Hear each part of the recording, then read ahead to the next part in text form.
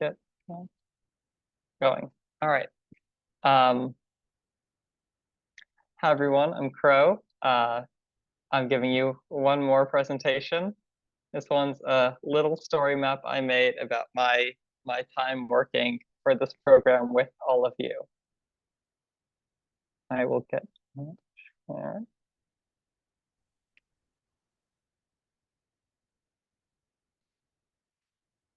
All right. So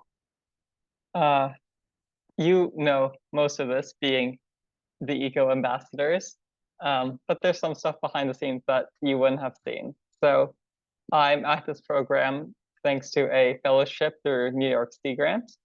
I'm partnering with Columbia to work on the Eco Ambassador program, but I'm also partnering with Long Island Sound Study and doing work in the city through them.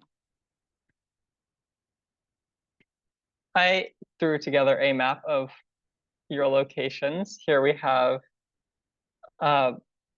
your cities marked out. The blue ones are where we have 10, 15 plus of you from the same city, which is really cool because that gives us some really nice comparisons to look at, and it makes it easier for you to network within your own communities.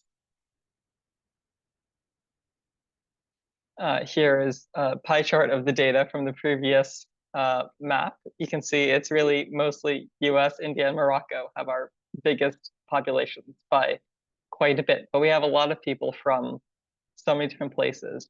You all represent 15 countries out of about 38 that applied, which is a huge number for a program like this. And it's super awesome to see people from literally all over the world applying just because they're interested in microplastics and want to learn more and want to do something about it.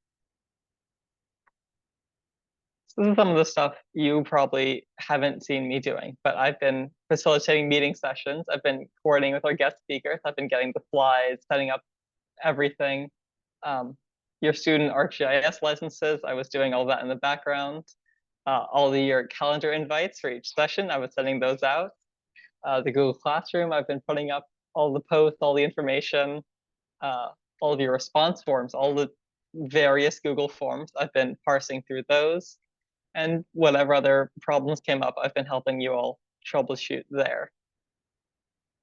Out in the field is what less of you would know about, but on June 5th, I went to the Living Shoreline with a high school visit, and we taught a bunch of students all about microplastic testing in the Long Island Sound. And it was a great experience for me. I hadn't been out to City Island in so many years, and the students were really engaged, and it was just a delightful time. It was my first time going out into the field on this job, and it was a strong start for me, I think. The next day, we went down to SUNY Maritime, which is a city college here, state college, and we taught teachers about microplastics so that they could add that information to their curriculum and pass it on to their students. That was also a super cool experience. We got to talk with high schooler and elementary school teachers, so we really got a broad range of people to talk to. They took us out on the research vessel, and that was also insanely cool. Then June 27th and 28th, end of the month, this was some of you. I have seen you join these calls. The Lamont Lab from Columbia. We had some eco ambassadors come up and talk to Dr. Goes in his lab and learn about microplastic testing, and tested some shrimp and clothing you all brought. And we found some pretty cool things. We found microplastics in more or less everything, but in an inspiring way, not necessarily in a doom way. I think a lot of you came out of that optimistic and looking to do more, which is the point of these kind of programs, to get you involved in doing more. July 11th, we took some students to a fort nearby and just took tests on the water. We saw so many crabs, so many fiddler crabs that day. They were crawling out of the sand like crazy, which was also super cool. And all the students were taking amazing observations, and they were so competent, and it was really cool to see.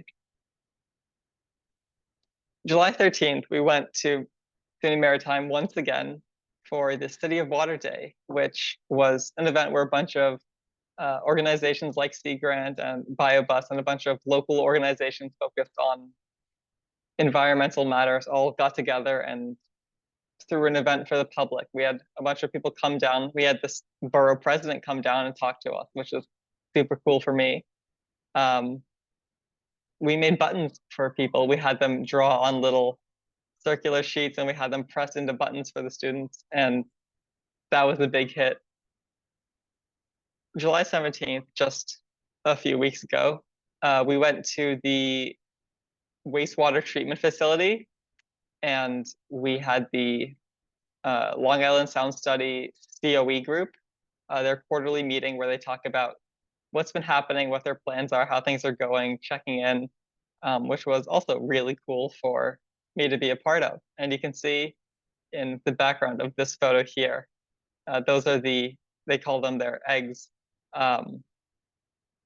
That's where they're treating all of this like gas that's produced from this wastewater. And the scale of them is so big and there's so many of them. It's so cool to see that in perspective. That's really been what I've been up to. This couldn't have been possible without the support of so many organizations and so many people, and I owe this all to all of them and all of you. Thank you.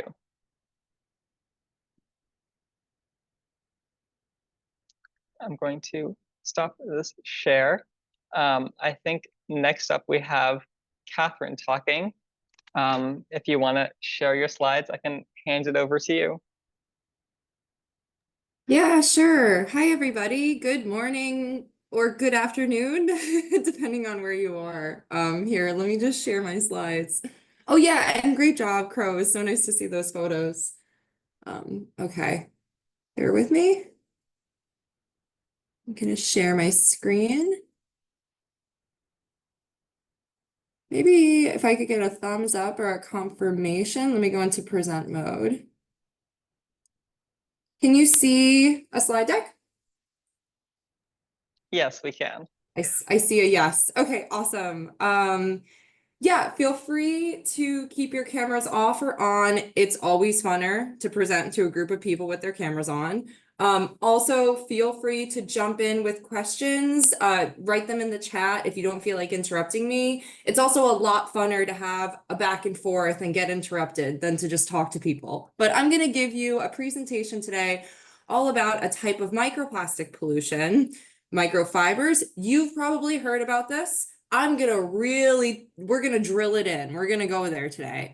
Before I get into that, I'm just gonna quickly introduce myself. My name is Catherine Prunella. I work for New York Sea Grant as a water quality specialist. My job is basically I communicate research. So I take research that's happening like at Columbia University and I help communicate that to people and have people understand issues related to water quality.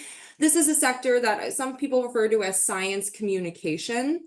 And I also do things like bring people together, organize meetings. My background is that I have a bachelor's degree in environmental science, environmental studies. I also have a master's degree in marine science. So my path here was that I got my degrees where I worked in a lab. I did data analysis. I did ArcGIS. I gave presentations and group projects. And so some of the skills that you've been building throughout this fellowship are the types of skills that I built when I was in college and that helped me get to the path that I'm on. So if you're interested in careers in science, in environmental science, in data, what you're doing with like ArcGIS and you are on that road. And if anybody wants to reach out and talk a little bit more about my background, this is a quick flyby. I'm happy to share more, have one-on-ones or email. I'm calling in from New York City today. So get ready to write something in the chat. Oh, hold on, I gotta set a timer. I'm gonna give you, how about 10 seconds? This will be a quick one. 10 seconds. What do you think your shirt is made out of? You can guess. Or if you want to be really thorough, you can look to see if you have a clothing tag, which might say what your shirt is made out of. Okay, 10 seconds, write it in the chat. What do you think your shirt's made out of?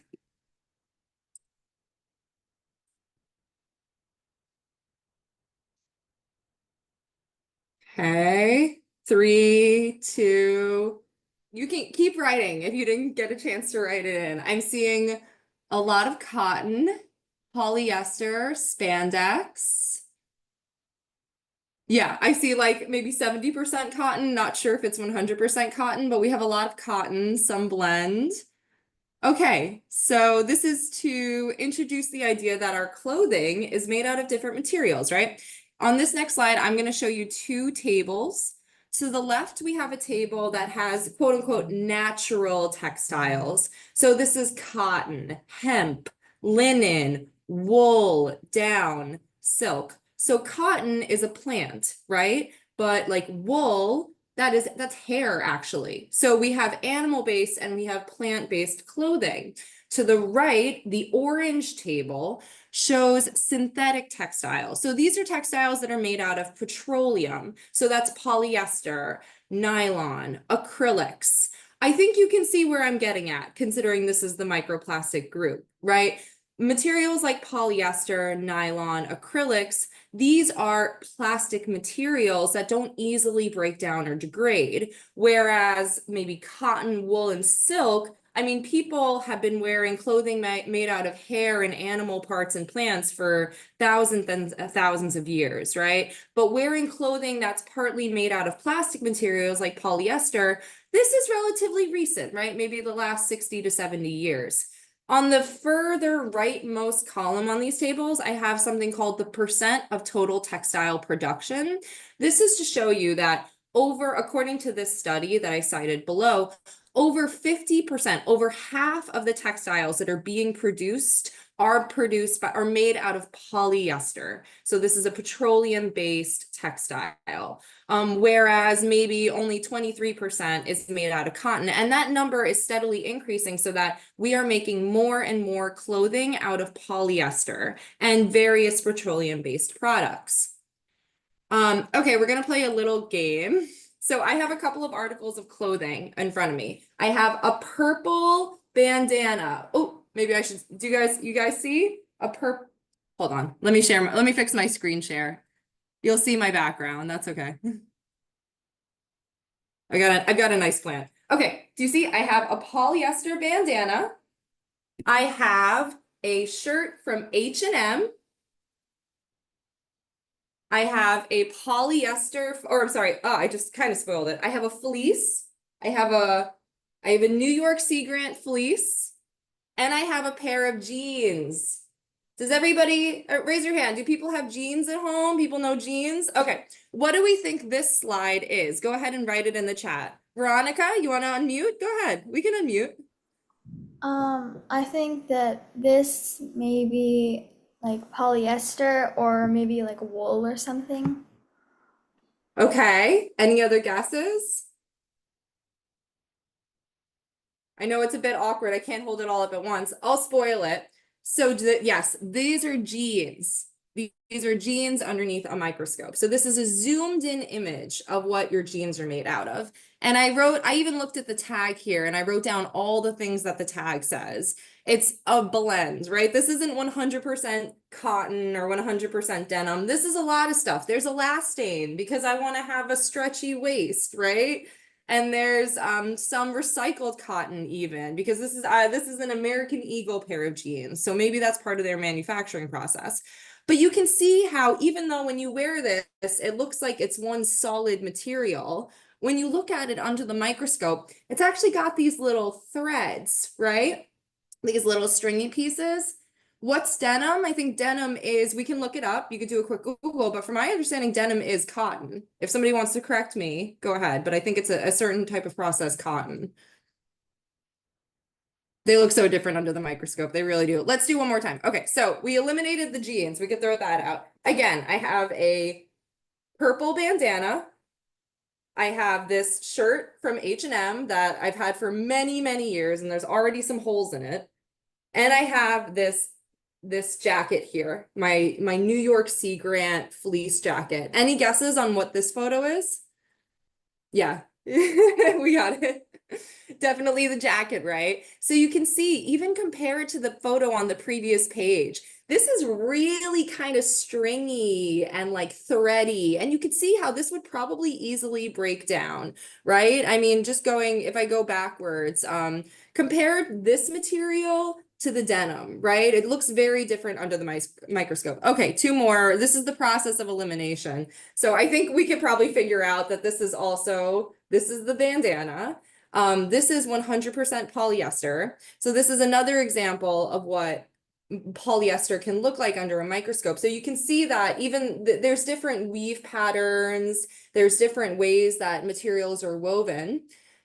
Yeah, well, for the record, I bought the polyester jacket and put the Sea Grant logo on it. Don't blame Sea Grant, blame me for that. But, fleece is great. I'm not vilifying fleece. Fleece is very warm. It's a fantastic material that a lot of us utilize who live in cold places. And here's the last one. This is the 100% cotton H&M shirt under the microscope. So you can kind of see the dye, right? Because I don't know if you could see, but it's a white shirt that has some blue dye on it. So you might be able to see that in the weave pattern. Now, all of these materials are going to shed little stringy bits that we call microfibers. The material like this that we're showing here, this shirt that are made out of cotton, well, cotton's a natural material, and the idea is that cotton breaks down. But my bandana, that's 100% polyester, this is a petroleum-based product that won't easily break down, right? We know this. You are microplastics experts at this point. You know that microplastics don't readily break down. And I was able to take microscopic images of your clothing because I went on Amazon.com and I bought a hand microscope for about $30 US. So once you get a microscope, things really open up for you. You can look at everything, and I have. Okay, moving along. So this is a figure because you're all microplastics experts, so just drilling this in. This is a pie chart that shows different percentages of microplastics or sources of microplastics. If you can't see it, I'll just direct your attention to the laundry machine. Here, do I get a laser pointer on this? Maybe not. Okay. Well, you can see that the biggest chunk of the pie, 35% of the microplastics to the world's oceans, according to the study, come from laundry. Show of hands, or maybe write in the chat if your camera isn't on. How many people do laundry? Do their own laundry, like wash their clothing? Or do your parents still do it? Or do your older siblings still do it? It's okay. I see maybe me. I see at least one person in the chat. And does anybody use washing machines and drying machines, or are you out there cleaning it by hand? I'm going to assume that a lot of you are using washing machines. And so that's what this image here is showing, that a huge source of microplastics to the oceans is when we use laundry machines to clean our polyester, nylon, acrylic clothing. And then there's other sources like tires, cities, dust, pellets, and I'm sure you've learned all about that this summer. So just to really drill in the process here, when we take our clothing and we put it in the washing machine and we turn our temperature up to hot and we add soap, the clothing gets really abraded and it rolls around and it tumbles. And if you look at that under a microscope, the water in the washing machine is getting filled with these little stringy bits of fabric, these little microfibers. Now, here, and here's an actual photo of another depiction of what they can look like under the microscope. Who uses cold water and who uses hot water? Well, I've talked to a lot of people about that because I'm obsessed with microfibers and laundry. I've asked people questions like, what temperature do you use to wash your clothes? Why do you use those temperatures? People often use really hot water because there's a belief that really hot water are going to kill all the germs, right? All those little dust mites, all the bacteria or the dirt. People use really hot water because that will take away all that gross stuff. But when you use really hot water, you're also really abrading and eroding your clothes. So my H&M shirt that has holes in it, Well, part of the reason it has holes in it is because little tiny bits of it are breaking apart and leaving the washing machine.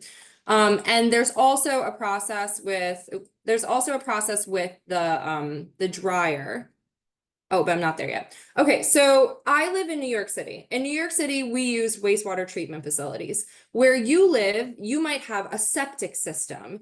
You might have a system where your water goes straight, where your sewage and the stuff you flush down the toilet or you send down the shower goes straight to waterways. This is a global audience. So this is just a depiction of what happens in New York City, where I am. When we use our washing machines, the water leaves and goes to a wastewater treatment facility. But these microfibers that are in the water are so tiny that they don't get removed at wastewater treatment facilities. Instead, they pass through and they go to our local waterways and they go into the fertilizer that comes out, the sludge product. And so that is a pathway by which microfibers in my city pass through our laundry machine into waterways. So this is a direct source of microplastics to the ocean. And from one of the previous figures, it is one of the largest sources of microplastics to oceans. This is huge. The problem is that you can't really see it, right? If anybody's on their computer, they might if you're brave, you might go in the back and you might see a bit of dust. If you look at your dust under the microscope, a lot of that is microfibers. A lot of it is going to be like clothing, hair, maybe some skin, some dirt. A lot of it, just by doing this, right, we release microfibers into the air where they're so tiny that they can pass into our bodies and into the bodies of fish. I feel like you've probably learned a little bit about the potential health effects of microplastics this summer. I'm not going to focus on that too much. Here's another component is that when we use a dryer, a washing machine dryer, there is a vent system. So you vent your air that comes out of the dryer, and that also releases microfibers into the atmosphere where we can breathe them in. And so they find microfibers in lung tissue, they find it in brain tissue, all that scary stuff. It's inside our bodies, and a huge source of it is our laundry washing machines and our laundry dryers.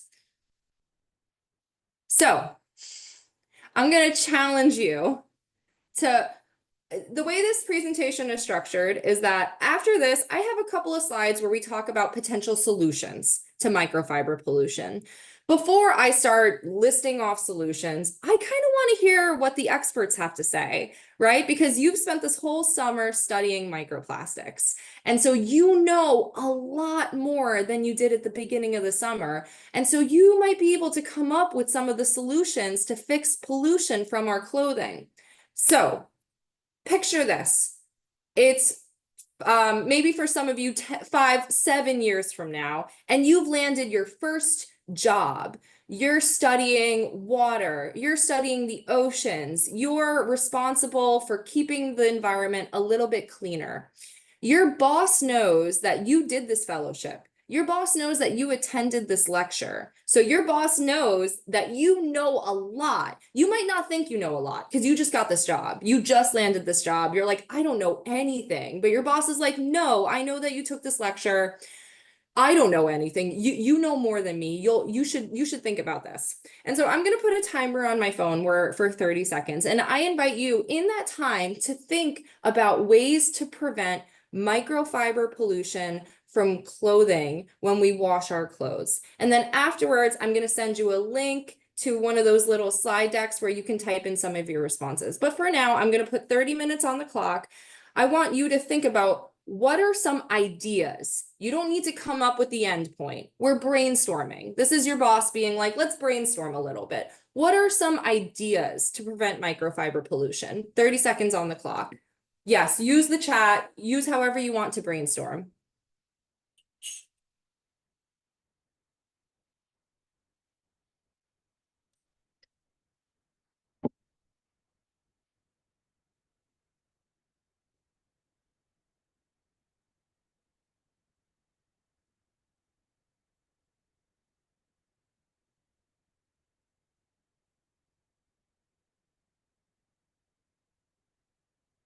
So I was going to give you an external link. You're firing off in the chat. Keep firing off in the chat.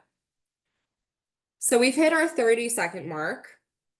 Does anybody want to raise their hand and share some of their ideas? If not, I'll kind of talk about what's been put in the chat. So you can keep communicating with me in the chat. Bernice, go for it. Yeah, so you mentioned in the other slide or two, that the vent system releases these microplastics and it still leads to the ocean or to the sea. And what I was thinking is maybe have a filter in this vent system for being able to contract or to get the microfibers from releasing out. Another idea, I actually found this online a couple of weeks or months ago. But basically, there was this project of using sounds to being able to detect what a microfibers are, and using these ultrasounds to being able to detect and remove these microfibers or plastics. So kind of removing the microplastics from that, maybe that's like, and that's like taking it out of the water that's already there. Yeah, thank you for sharing that, Bernice. That's awesome. I don't know who raised their hand first. I'm gonna pick on Sarah next. Okay, so I had this idea thinking about how, when you have broken things, you kind of use this top coat or like resin thing to put on top, so it becomes a little bit more protected. I thought that we could maybe come up with something like that for clothes. That would be honestly like a little bit less, hardening, but it could be used to prevent a lot of fibers to come out of the clothing item. So like a treatment on the clothes itself. So like Yeah. making it a lower shed material. That's great. Thanks, Sarah. Gianna, do you want to share? Yes, my idea doesn't just have to be for microfibers, it's also for microplastics in general. And I Yeah. thought if like you advertise businesses that use like cotton or don't use plastic in their products on a greater scale, more businesses would lean towards that way. So really promoting cotton. I mean, sometimes, cotton has its own baggage, let's put it that way. We can talk all about the people that are growing cotton and the water that's used for cotton, but I hear you like really highlighting natural materials. Am I capturing that correctly? Yes. Okay. Zarella, would you like to share? Yeah, I was kind of just gonna say what Gianna said, and I agree with her. But then I was gonna ask, like, are there any, because the obviously like the natural materials still shed microfibers, but are there any like huge downsides to those microfibers? To like cotton, for example. Yeah. Well, the assumption, and I'm saying assumption because there needs to be a lot more research on this. The assumption is that cotton will break down sooner because it's made from a plant. I'm still looking for those studies that tell me how long it takes. The issue often though is that even if something is like 100% cotton, it might be covered in dyes that are plastic based. It might be, they apply things like anti-wrinkle treatment so that when you take your clothes home, they don't wrinkle as easily. Or sometimes like stores like Zara or H&M will put a sheen on the clothing so that they look really shiny when you're in the store. But then like as soon as you wash it off, that sheen is gone. So cotton, any downsides associated with cotton might be the fact that it's really hard to find something that is 100% natural. Even if it's cotton, it might be a blend. It might be cotton that has all these different dyes and additives. Does that make sense, Zarella? So that would be, but the idea is that like cotton, wool, silk, hemp, linen, these are materials that would break down quicker because they're made out of plants and animal fur. Veronica or Zarella, yeah. Veronica, do you want to share? Yeah, I think that like using cotton and also trying to advertise like using more cold wash is like a really good idea, but also that is like really hard to do because you need to depend on people to do that, and like not everyone is gonna do that. So I do think filters are a really good thing to do as well. Yeah, you're asking individuals to change their behavior to help a collective, right? If I start washing my clothes on cold, that might help the microfiber problem, but it's sometimes really hard to incentivize that when it doesn't have a, what I've been trying to do is talk to people about how you can make your clothes last longer if you air dry them instead of throw them in the dryer, or if you wash them on cold instead of on hot. That's my sell, is I'm like, oh, you know, you might not care about what's happening to the fish, but you can keep that shirt for a little bit longer maybe if you don't wash it so hot. Rania? Or Renaya?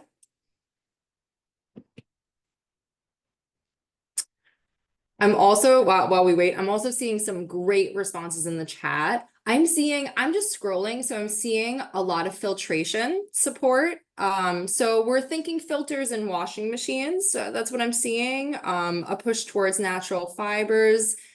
Does anybody else want to share? And I'm sorry, I'm not sure if I'm pronouncing your name correctly, Renaya or Rania. Your hand is raised if you want to go for it. Okay, hand down. Okay, so that was great, guys. Thank you. I feel like you had already thought about this because you already had your answers. But is anybody here studying microfibers like for their summer project, or has this been a focus of theirs? Feel free to let me know in the chat. I'm following the chat. So these next couple slides are going to be a little bit repetitive because you already did this brain exercise, right? And we'll skip this one. So this is an example of a solution that I'm working on with researchers at Columbia University. So at Columbia University, part of the reason they invited me here is because I'm working with folks who are developing washing machine filtration systems, which was mentioned in the chat on several occasions. I'm not saying that this is the solution, but this is a solution that is a little bit lower hanging. I mean, it might be a little bit easier than other types of solutions. It's okay if you had connection issues. Do you want to unmute now and share, or feel free to cut me off? I'm fine with being cut off. But yeah, so these are images of what they're doing in the lab. They're trying to come up with a way to put filters in the washing machines and in the dryers that capture the microfibers. Okay, you captured all those microfibers. You have a big mat of microfibers. Now what do you do with it? Do you throw it down the drain? No, because it's going to go to the waterways. Do you throw it in the trash? Okay, well then it's just going to go to a landfill. A perfect solution would, well, not perfect. There's no such thing as perfect. A better solution would be taking those microfibers that are captured in that filter and repurposing them or recycling them into a different piece of fabric, which is already kind of a thing in fashion, right? I don't know if you remember, but my jeans, I think about 7% of them are made of recycled cotton. So there is a precedent for recycling textiles, but it is still very much, I mean, I think a lot of you know a lot of our clothing just ends up in landfills, right? In my city, I can recycle a plastic water bottle by just throwing it in a recycling bin. There's no easy way to recycle a shirt, right? A lot of it ends up in the trash. And so along with developing a filtration system would be developing a way to repurpose and reuse these captured microfibers. Is the cylinder on the right the filter collecting the microplastics? Right now, that is just a drum collecting water. This is a ridiculous system with lots of pipes. The end goal would be for it to be as small as like a very small thing that comes built into your washing machine. The individual shouldn't have to buy this separately. This should be something that's just installed in the hardware. The same way where in the States, when you buy a car, it comes with a catalytic converter, which is a device in the car that reduces the amount of emissions. The idea is that you would buy a washing machine and there would already be a filter in it so that it reduces the amount of microfibers moving through. And there's also, go on. How long do you think it'll take to have that like set up in every washing machine? Well, that's a really great question. So I can't give you an answer. I can tell you that right now, big companies like Samsung, a lot of you might know them, they're already starting to develop this technology. There's a lot of smaller startup type companies that are so basically there is right now a push for innovation. There is a bunch of people around the world, a bunch of companies around the world trying to develop this technology, because if I could be totally frank, people want to cash in on this. If this is going to be the next thing that washing machines have to have filters, I want, if let's just say I'm the person with the startup, I want my startup to be the one that developed that technology so that we can push. So there is a lot of innovation right now, but this is a decadal timeline. And if you think about another environmental example, and Sarah, I see your raised hand, I'll get you in a sec, like lead used to be in the States, in paint, in gasoline, in just about, we put lead in lots of stuff. At this point, you can't buy you can't paint a house with leaded paint, but if you moved into a 200-year-old house, there's probably lead in your paint. What I'm getting at is that new washing machines will have this filtration within the next maybe 20 to 30 years, but there's still all those older machines that aren't getting, you got to wait until that breaks down and the person gets rid of that. So this is a long runway. Sarah, go for it. Or Veronica, I see you unmuted. Do you want to respond? I think that's a really good point. And then also, I just like I'm looking at the slide, I'm seeing like that people are already starting to make laws, which I think is a really good start too. Yeah, I'll talk about that in a second. But Sarah, do you want to jump in? Yeah, I just wanted to ask a quick question. So, if we ever put filters on our washing machines, then we have the fibers that come out of it, but they're going to, I think, end up anyway in water because they're going to end up in our system, because we already like throw our trash and our trash already ends up in waters and stuff like that. So I don't know. I don't know if this is like I don't see how this could really help or impact.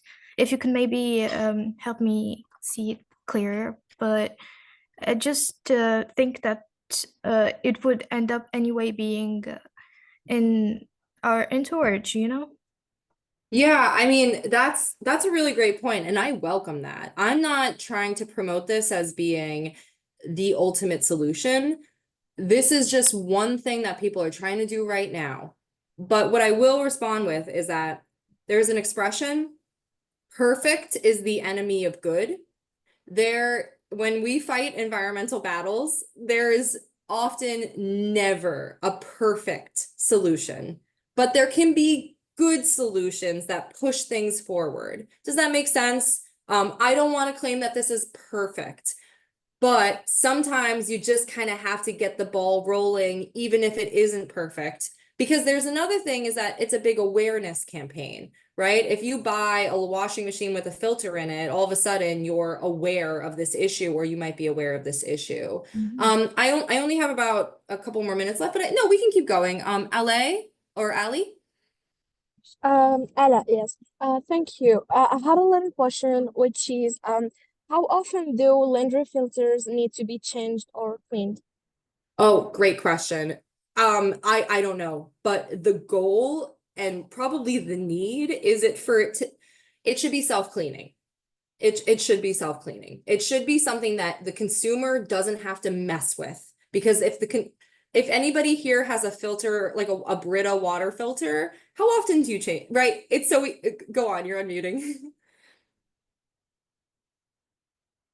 My point being, I don't have an answer for you because this is still in development, but it should be as simple and easy as possible, which means that the filter cleans itself. Did you want to say I anything think, else?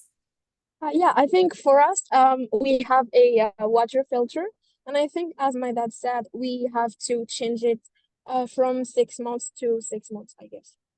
Mm-hmm. And that's okay. Some people will do that. Some people won't do that. And then that's when you have to deal with things like flooding. But that comes into more of like the logistical issue of selling a filter. Anvi? Yeah, so I had a question. You were saying like through this filter, like collecting these microfibers, the laundry machine or like it would be repurposed, right? I don't know if you already answered this, but how would that happen through this machine? That's great. So I think the vision the way that some companies are doing this right now is probably not the easiest way, right? And things, like I said, things need to be really, really easy for people to buy in. But right now, I believe what happens is that like you take a filtered microfiber mat and you send it back to a company, and then they have the technology, they have the resources and the facilities to recycle it. That's not ideal, right? I don't want to have to send anything to anybody. Like, I'm not going to do that. I'm going to throw it in the trash because I'm lazy. So ideally, there would be like drop-offs, or the cities that we live in would collect this material. If you think about the scale, Anvi, where do you live? I live in New Jersey. So if you think about the scale of like recycling in New Jersey, how you take your aluminum can and you throw it in the recycling bin, that's an ideal solution for textile. Well, that not necessarily solution, but that's ideal for textiles too, right? Like I take my old shirt, or I take this pile of microfibers that were filtered from my washing machine, and I send them, I throw them in a bin, the city picks it up and recycles it. That's ideal. That is a long road ahead of us, because it's complicated. Like, I work with a scientist at North Carolina State University. She is a textile scientist. So if anybody's really jazzed up on this, you can go get your PhD in material science. She figures out ways to repurpose, and according to her, it's easiest when the material is all one thing. 100% polyester, that's easier to turn into another polyester shirt. What gets really complicated is when you're in the realm of like 70% cotton, 10% polyester, 10% acrylic. These heterogeneous materials are harder to recycle. That's a flyby answer to your question, Anvi, but I see what you're getting at. How are these actually going to be repurposed, right? Yeah. Thank you for that comment. And we're talking ideas to bring us back to the role-playing exercise. Your boss asked you to brainstorm. It's okay to be like, this isn't gonna work. Why would this work, right? But again, when it comes to environmental protections and enacting policy, it is my personal belief that we'll never get perfect, but we might get something good. And so on this slide, I have here just two comments that France is ahead of the country in this, or I'm sorry, ahead of the world in this. In France, they've already enacted initiatives to say that new laundry machines that are manufactured and sold in France need to have a microfiber filter. They have a goal of 2025. They're not going to hit that goal, but they're at least starting things. And then in the US, Illinois, Oregon, California, these are 3 states that are proposing legislation. So nothing's been passed in the US. In California, something got passed, but then it got vetoed. But there are policies that are happening in this, or proposed policies happening in the US to mandate that washing machines come with filtration systems. I think I only have like one more slide. Thank you so much for firing off in the chat. I gotta when I'm done presenting, I'm gonna scroll through it and try to read it all, but you guys are doing some really great brainstorming here. And then here is I think this is one of my last slides. We focused on laundry filtration systems, but there's also like the textile companies themselves, right? The H&Ms, the Zaras. Can they sell clothing that's made out of biodegradable material? Can they sell clothing that sheds less, that is purposely lower shed materials?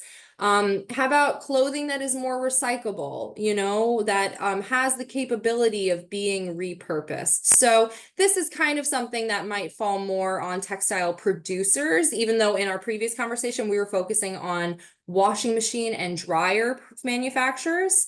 The other bullet points is that our government can work on filtering at wastewater treatment facilities, could do education programs.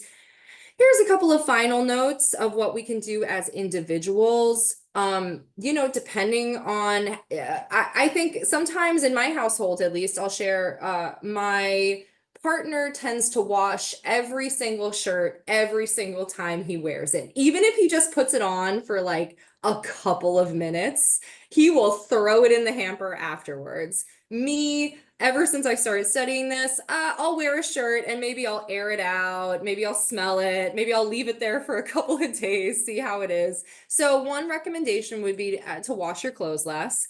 The most important thing that I personally believe that you can do is just buy less stuff, right? That's the theme probably you've heard all summer is like, why do we need 20 cheap polyester shirts that are going to break down as soon as, right? Like just buy less. You know, if you feel comfortable, there's used clothing opportunities like thrift stores, everything that you might heard that says like reduce your impact on landfills, like fast fashion, all those things apply to this problem.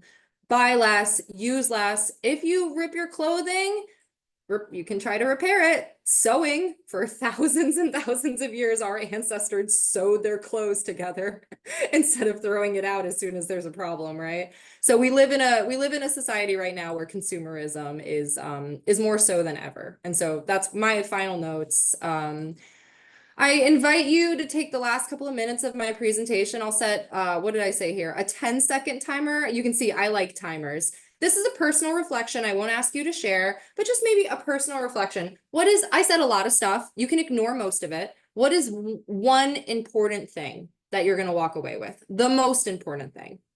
I'm going to set a timer for 10 seconds. Just think to it. You don't have to share. What is the most important thing that you're going to walk away from this presentation with?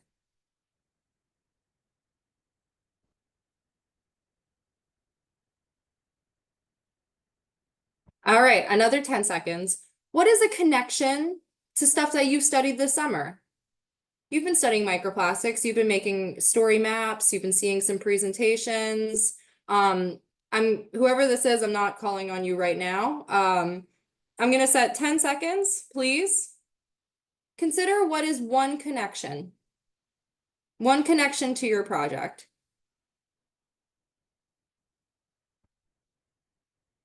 Okay. Thank you guys. I think I'm done, Crow, if you want to take over. I think I have one more picture. Here's some yarn. Thank you so much for being such a great audience. All right, thank you. That was an amazing presentation. We have Cheers. one more I'll stop talk sharing. Yes. from a student. Prisha, if you want to either share your slides or I can share your slides, it's up to you. My laptop is a bit slow, so if you could share, that would be ideal. Sure. Thank you so much.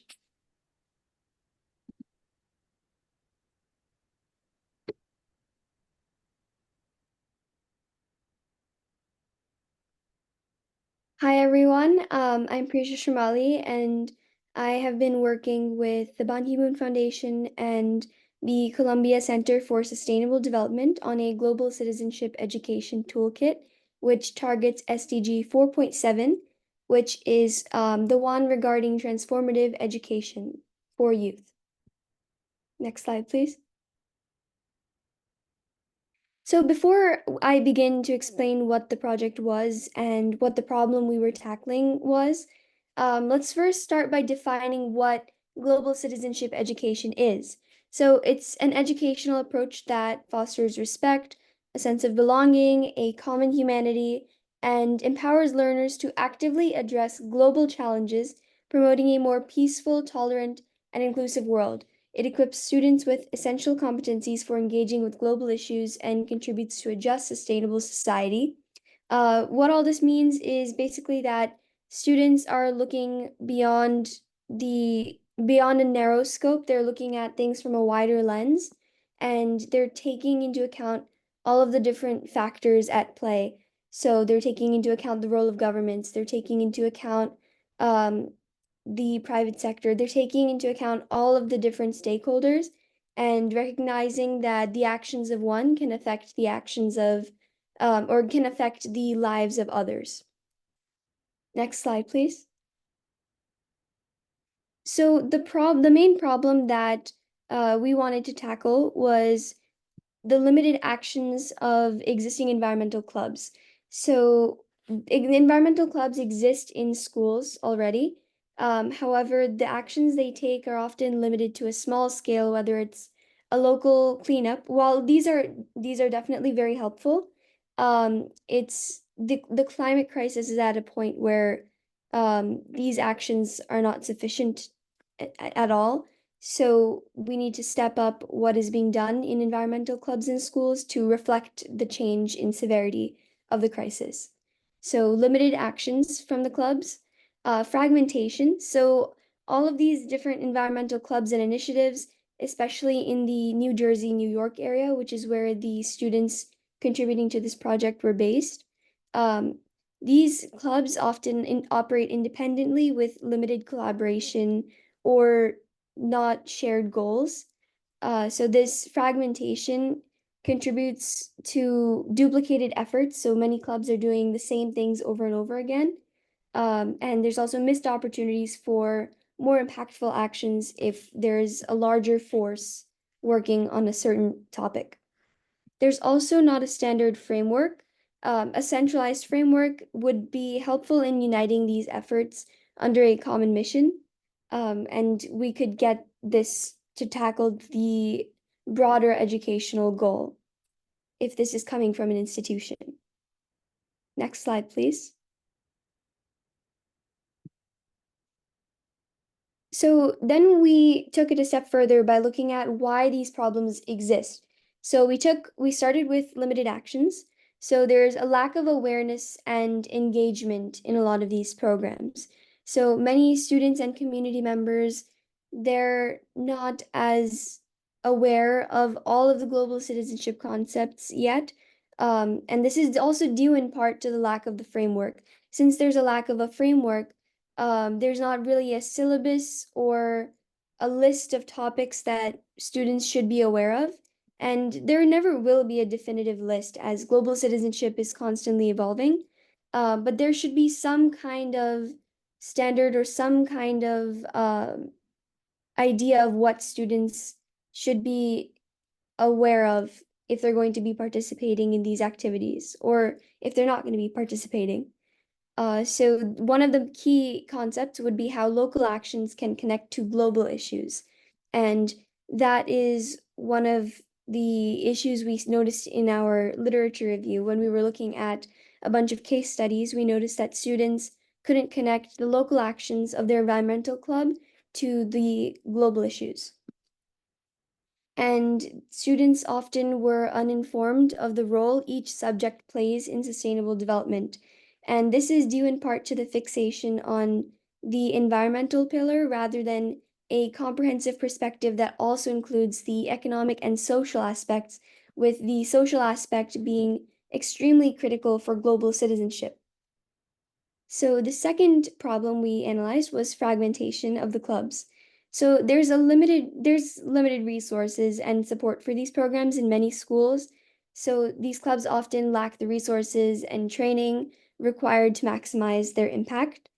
And that's one of the reasons why they're not able to build this framework because they don't have the resources or support. So our project, by stepping in as an outside source, this project would aim to fill that gap. And the third issue of having no framework, which is essentially the underlying issue here. So what this problem exists because different schools have different populations, and with different populations, you have different needs. So addressing these different needs requires a lot of care and attention, and one standard framework isn't necessarily going to be the best solution in every case. So although we aim to develop a sort of framework for these clubs, it's going to take a lot of time and attention to specialize it to each school's needs. So the context-specific approach is another angle that we dive into. Next slide, please.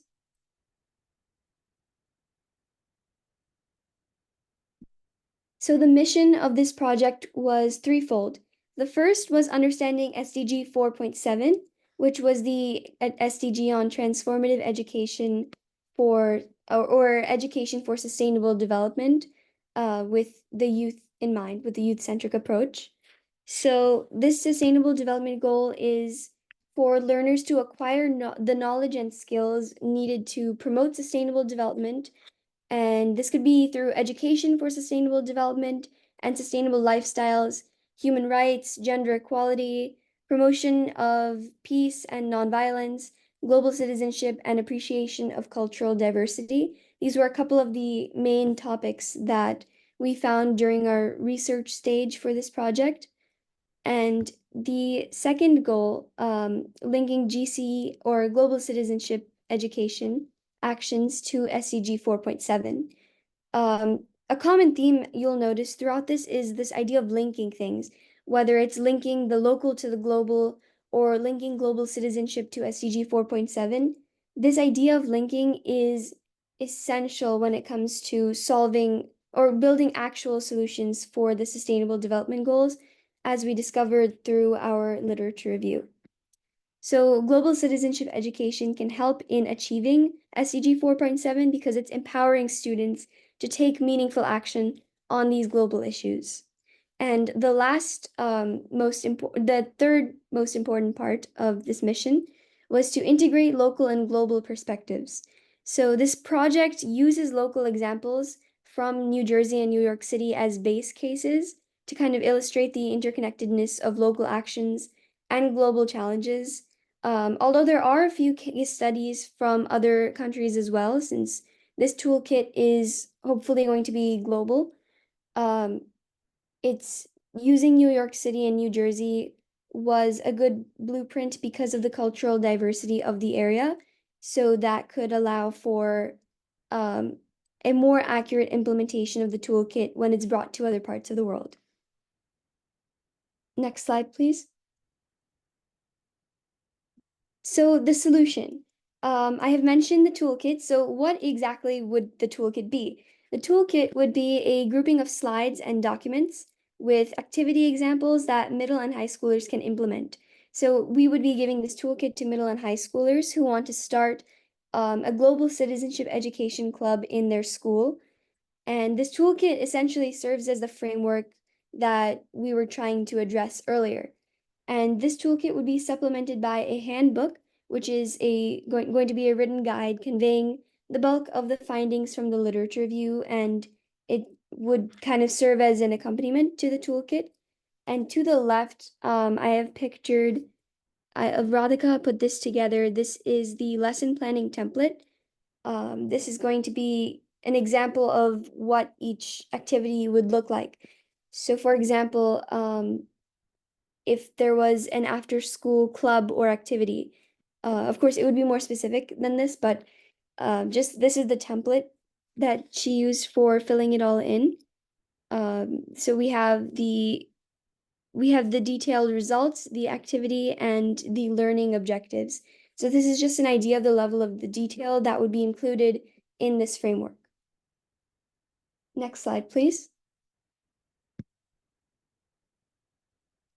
So our methodology is as follows.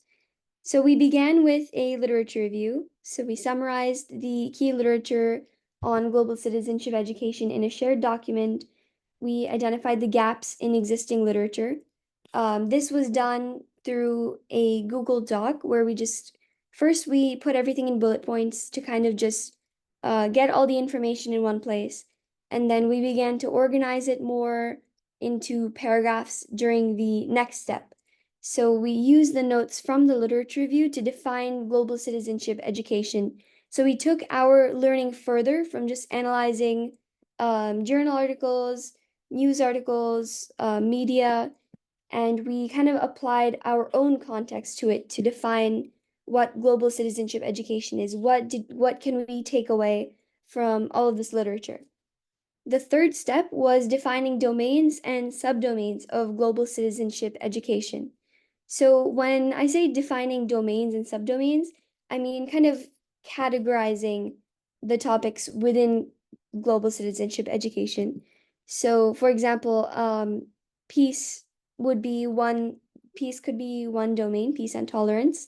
And then there would be several subdomains within that, could be disarmament, things like that. So the subdomains would just be more specific versions of the domains. And by doing this process, we were essentially breaking down further what we did in the previous step where we defined global citizenship education. Now we're taking it a step further and we're breaking it into categories that would be more digestible when we create the activities. So when we make these activities, they'd be hyper specific and they'd target certain domains at a time to ensure that they're actually doing something of value. The fourth step was to develop the solutions or the activities in this case.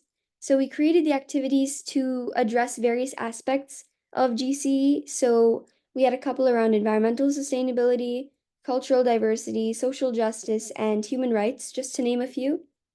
And then lastly, creating the handbook and toolkit, which is the stage we are currently on. For this one, we went a level deeper, and for the handbook stage, we worked on a write-up. And the toolkit Radhika is doing an excellent job of putting together the toolkit at the moment. And recently we had a meeting where she updated us on the progress for that. And that is where I got the picture of the picture on the last slide from, the one with the lesson template. Next slide, please. So these are just some screenshots from our notes document where we conducted the literature review. So that's just going from left to right. So top left is just a picture of, it's an excerpt from the handbook / write-up part of the project. The center picture is the top middle is also from that stage. The top right is an example of one of the domains and how we were trying to work through the subdomains. So for this one, the domain was science and education. So we were just putting bullet points of our ideas, which we later organized when doing the write-up.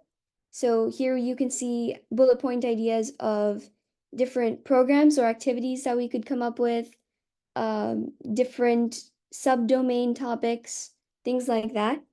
Bottom left, you will see an excerpt from the early stage of our project where we were conducting our literature review. So we just quoted articles and then cited them below before putting it in our own words and then also citing it again when doing the write-up.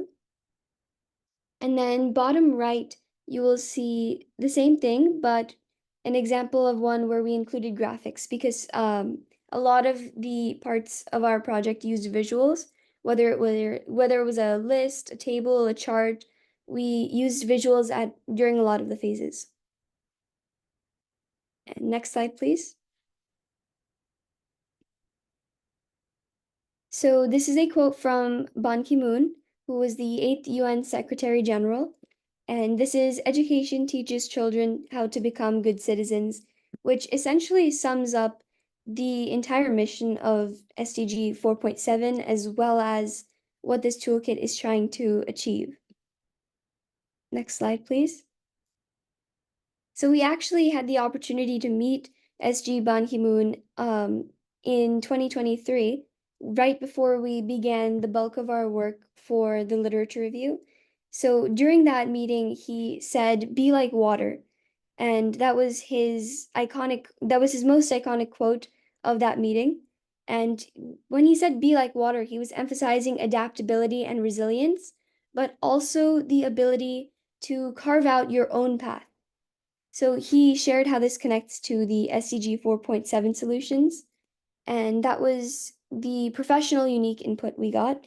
And then from a more youth-centered in unique input, we had the students on the project, and the research portion of the project was a heavy student influence, mostly in the literature review round.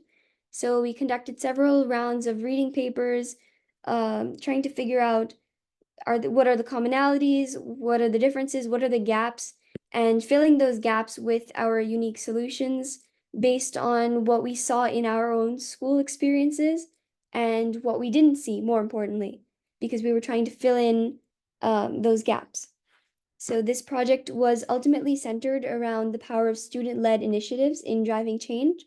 So with the combination of efforts from all of the organizations and students, we were able to achieve that. Next slide, please. So what are the next steps for the toolkit? So first, we would be detailing the remaining activities, then testing the prototype. So the prototype would be taken out to other schools and it would be implemented in classrooms. And that's kind of going to be the testing phase. And then following testing, we would receive feedback from all the stakeholders, students, parents, teachers, and we would take that feedback into account, make edits. So that would be the revision stage. There would probably be several fluctuations between testing the prototype, feedback, and revisions that would continue as a loop, maybe once or twice. And then moving on to the publication stage, which is when it is released into the world, and not just in the US, but hopefully to other countries as well. Next slide, please. Thank you all so much. I hope you took a lot from this presentation. This presentation was honestly, for me, a great way to engage in the research process, just kind of seeing firsthand how to define the methodology, the literature review, the write-up, revisions, all of those phases. It was a great introduction to research for me. And I also had to incorporate information from events in real time. So we began working on this in around October, November of 2023. So we actually had to incorporate information from the then recent UNGA from last September. So I appreciated the sort of journalistic angle to this. And another important point I'd like to point out is when we say global, we of course mean global in the geographic sense.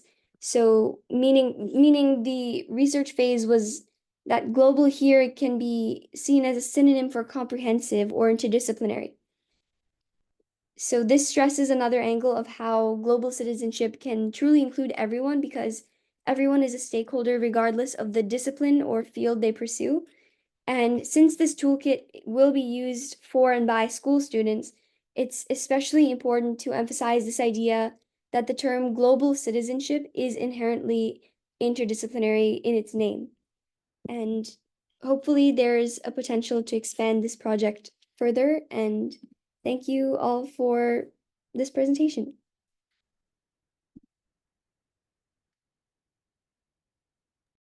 Thank you. That was an amazing talk. You did so good. We are just about at the end of our time. I don't think I have any comments to make. I don't think I have anything to add. If Radhika, you have anything you want to say at the end here? I just want to say that I think all the presentations today, including Catherine's, Prisha and Crow, yours were so good, and it just shows the amount of knowledge that is out there, and we as consumers need to reflect. There was so much content today in the session today that I feel that maybe when we send out an email with the link of the video, maybe go back and reflect on these ideas. I think they'll really help us to think through our practices and make it more, I guess, sustainable, make it global oriented, connecting to local, as Prisha mentioned, and grow your insights on your internship, visiting students, as well as doing the work yourself. I think was a great way to connect all the dots. So I just wanted to end with by saying that there was a lot of content discussed today. So I would suggest to please review these the presentations from today again when you have time, and inform your practices. Great. So I think we are ending the session today. We'll be having another session again this week. So again, same routine, follow the Google Classroom material, and we'll be in touch soon. Thank you.